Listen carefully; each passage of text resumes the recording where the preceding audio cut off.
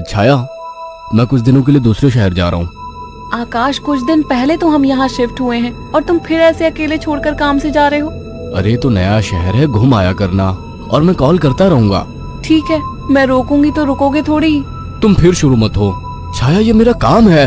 ठीक है, मैं अपना सामान लगा देती हूँ, बस अपना ख्याल रखना। आकाश अगली सुबह दूसरे शहर के लिए निकल गया।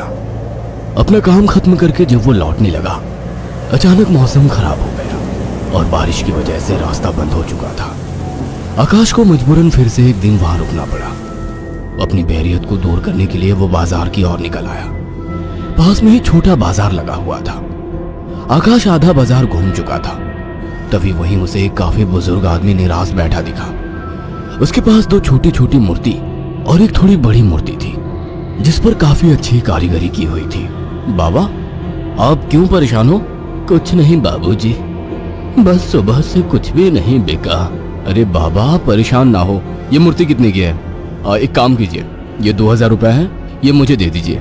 बुजुर्ग ने डरते और झिझकते हुए कहा, लेकिन बेटा, ये मूर्ति शापित है। ये सब बकवास बातें होती हैं बाबा, कोई शाप वाप नहीं होता है। लाओ, ये मूर्ति मुझे दे दो।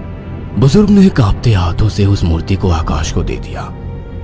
रात में आकाश होटल के कमरे में गया और फोन पर छाया से बात करने लगा। उसे ठंड सी महसूस होने लगी। फोन रखकर वो सोने के लिए लेट गया। रात गहरी हो चुकी थी, बारिश की वजह से ठंड थी, पर उसे अचानक गर्माहट महसूस होने लगी। उसे अच्छा लग रहा था। उसे महसूस हुआ जैसे कोई उससे चिपक कर लेटा हो। मीठी सी खुशबू, रेशमी बाल, दूसरे जिस्म की गर्मी, मानो छाया ही उसके पास हो। वो लगातार नींद में किसी के स्पर्श को महसूस कर रहा था। अचानक उसे अपने शरीर पर वजन महसूस हुआ। वो अचानक से उठकर बैठ गया। कमरे में बिल्कुल अंधेरा था। उस रूम की लाइट ऑन की तो देखा कमरा खाली था, कोई नहीं था। कमरा ठंडा था पर उसे पसीना आ रहा था। अगले दिन सुबह वो जल्दी होटल से निकल गया और शाम होते होते घर आ गया। छाया को फोन किया तो पता लगा वो माँ के यहाँ गई है, आज ही आने वाली है। उसके पास डुप्लीकेट चाबी थी। उसने गेट खोला और अंदर गया। थोड़ी देर बैठने के बाद नहाने चला गया। उसे बाथरूम में जाने के बाद ऐसा लगा बाहर कोई है। वो जैसे ही निकला उसको कोई नजर नहीं आया। वो ऊपर गया और उसे एक परछाई नजर आई। कौन है? छाया, मजाक मत करो, मुझे ऐसा मजाक पसंद नहीं है। तभी दरवाजे की डोरबेल बजी। जाकर देखा तो छाया थी। आकाश उसे देखते ही खुश हुआ और उसे गले लगा लिया। तुम सही वक्त पर आ गई, मुझे लगा कोई ऊपर है। ऊपर कौन है? मेरी कोई सौतन ले आए हो क्या? कैसी बात करती हो? अच्छा छोड़ो, मैं कुछ खाने का बना लूं, फिर बात करते हैं। हाँ ये ठीक है, मुझे ही भूख लगी है। अच्छा ये देखो कितनी सुंदर मूर्ति है। खाने के बाद वो अपने दोनों कमरे में प्यार की बातें करते हुए अपने निजी पलों के आनंद में लीन होकर सो गए। मगर आधी रात को आकाश को वही खुशबू स्पर्श महसूस हुआ। उसे लगा छाया को आज ज्यादा ही प्यार आ रहा है और वो जो कर रही है करने दूं। छाया इस बार काफी उत्तेजित लग रही थी। आकाश को भी आनंद आ रहा था। अंधेरे में छाया ने आकाश के सारे कपड़े उतार दिए और पागलों की तरह उसके जिस्म को चूमने लगी। आकाश भी पूरी तरह से उत्तेजित हो गया था। छाया की गरम गरम सांसें आकाश को पूरी तरह से पागल बना दे रही थी और वासना का खेल चरम सीमा तक पहुंच गया। कुछ ही पलों का वासना का वेग लंबी लंबी और गहरी सांसों के बीच शांत हो गया। सुबह आकाश ने देखा छाया जाग चुकी थी। छाया चाय लेकर आकाश के पास आ गई। उठो, चाय पी लो। वह चाय के लिए उठा तो छाया बोल उठी, ये मूर्ति लेकर कब से सोने लगे तुम? अरे ये तो साइड में रखी थी, वहाँ बिस्तर में कैसे आ गई? आ गई होगी। एनीवे, चलो तैयार हो जाओ, ऑफिस जाओगे ना? लाओ इस मूर्ति को मैं रख देती हूँ। थोड़ी देर बाद छाया कमरे में सफाई करने गई। वो काम में बिजी थी, पर उसे लगा जैसे मूर्ति उसे देख रही है। जैसे उसने मूर्ति की तरफ देखा, मूर्ति अपनी जगह जैसी थी वैसे ही रखी थी। छाया काम खत्म करके कमरे से निकलने को हुई तो अचानक मूर्ति गिर गई। छाया ने पलट के मूर्ति को उठाया। अचानक मूर्ति मुस्कुराई। छाया डर गई और मूर्ति हाथ से छूट गई। डरते डरते उसने मूर्ति को उठाया तो उसने देखा वो सामान्य थी। शैतान मूर्ति डराती है मुझे। ये कहकर उसने मूर्ति को अलमारी में रख दिया। काम खत्म कर छाया नहाने गई और जैसे ही उसने कपड़े उतारे और पानी का नल खोला, गर्म पानी उस पर गिरा। वो चिल्ला उठी और बिना कपड़ों के बाहर निकलकर भाग आई। उसके जिस्म पर छाले हो चुके थे। उसने आकाश को फोन किया। आकाश तुरंत चला आया और उसको अस्पताल ले गया। आकाश ने ऑफिस से कुछ दिन की छुट्टी ले ली। छाया, ये सब कैसे हुआ? पता नहीं, नल से गर्म पानी अचानक निकला। मुझे सब अजीब सा लग रहा है, मानो मुझे कोई देख रहा हो। तुम आराम करो, मैं कुछ खाने को लेकर आता हूँ। छाया लेटी हुई थी।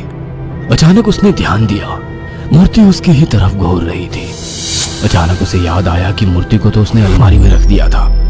अचानक वो मूर्ति हिलने लगी। छाया चीख उठी। आकाश दौड़ता हुआ आया। क्या हुआ? ये मूर्ति अभी खुद चली थी। तुम्हारा वहम होगा छाया। मगर रात को आकाश को फिर से चुंबन के स्पर्श महसूस हुए। वो नींद में था और चाह के आंखें नहीं खोल पा रहा था, परंतु आकाश को चुंबन के स्पर्श उत्तेजित कर रहे थे।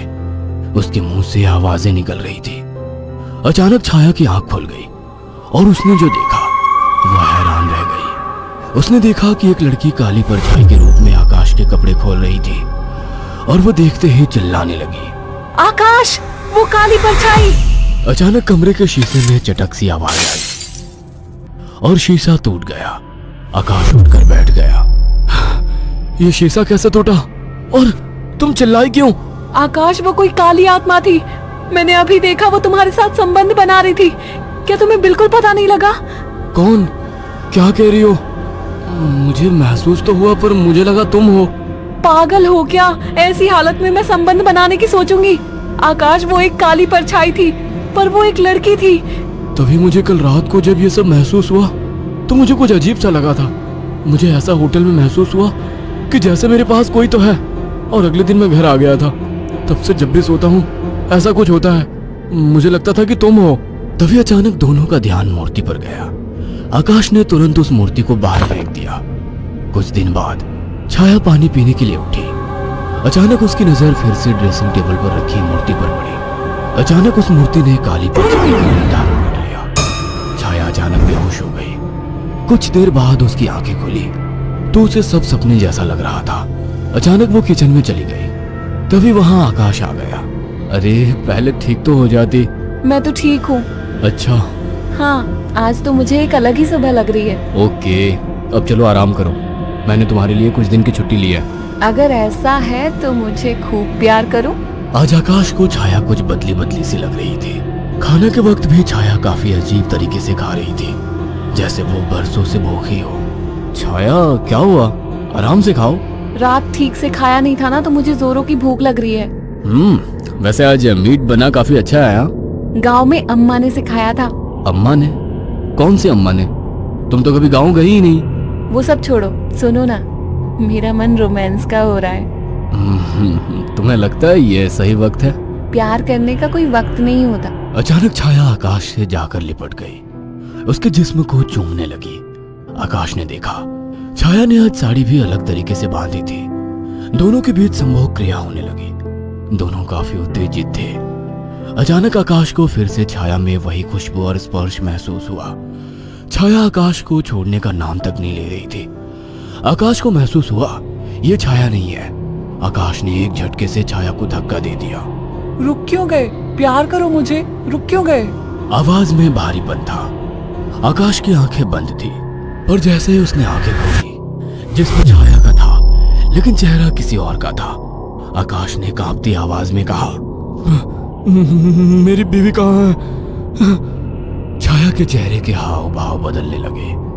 उसका चेहरा सफेद और आंखें काली थी।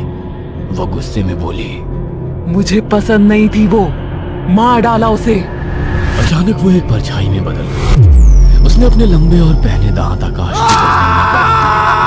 आकाश एक दिल दहला देने वाली चीख के साथ शांत पड़ गया। कुछ दिनों बाद जब घर से बदबू आने लगी तो पड़ोसियों ने पुलिस को बुलाया तो देखा दोनों की लाश बहुत बुरी तरह से कटी पड़ी है और सड़नी शुरू हो चुकी थी। पुलिस को लाशों के पास से वो मूर्ति मिली थी। अगर आपको हमारी ये कहानी पसंद आई हो तो इसे लाइक और शेयर करना ना भूलें। साथ ही ऐसी और नई कहानियों के अपडेट्स पाने के लिए हमारे चैनल अक्षु टीवी को जरूर सब्सक्राइब करें।